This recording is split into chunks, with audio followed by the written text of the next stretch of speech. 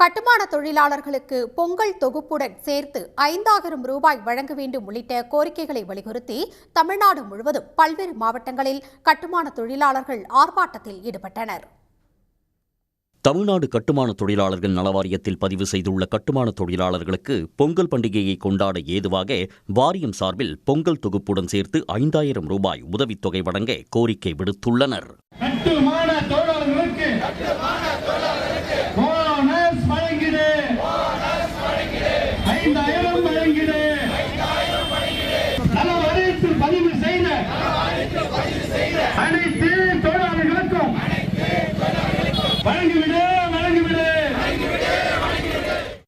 Kovai BSNL அலுவலகம் அருகே நடைபெற்ற ஆர்ப்பாட்டத்தில் உதவித்தொகை வழங்க வலியுறுத்தி முழக்கங்களை எழுப்பினர். சாதாரண குடும்பங்களில் இன்றைக்கு வேலைக்கு போகாமல் இந்த விழா கொண்டாடுறதுங்கிறதெல்லாம் சாதாரண விஷயம் அல்ல.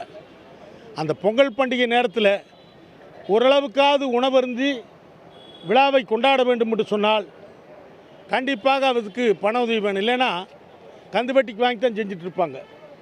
விழுப்புரம் நகராட்சி திடலில் நடைபெற்ற ஆர்ப்பாட்டத்தில் நூற்றுக்கணக்கான கட்டுமான தொழிலாளர்கள் பங்கேற்றனர். குறிப்பாக கட்டுமான தொழிலாளர்களுக்கு ஓய்வூதிய தொகையை 2,000 ரூபாயாக உயர்த்தி தர வலியுறுத்தினர். ஏற்கனவே நலவாரிய கூட்டத்தில் ஒப்புக்கொண்டபடி 2,000 ரூபாய் ஓய்வூதியம் வழங்குவதற்கான அரசாணையை வெளியிட வேண்டும், வீடு கட்டி தர வேண்டும், பெண் தொழிலாளிகளை 55 வயதிலிருந்து அவர்களுக்கு ஓய்வூதியம் வழங்க வேண்டும் என்ற கோரிக்கைகளை இன்றைக்கு முன்னிறுத்தி தமிழ்நாடு அரசை வலியுறுத்தி இந்த ஆர்ப்பாட்டத்தை நடத்தி கொண்டிருக்கிறோம்.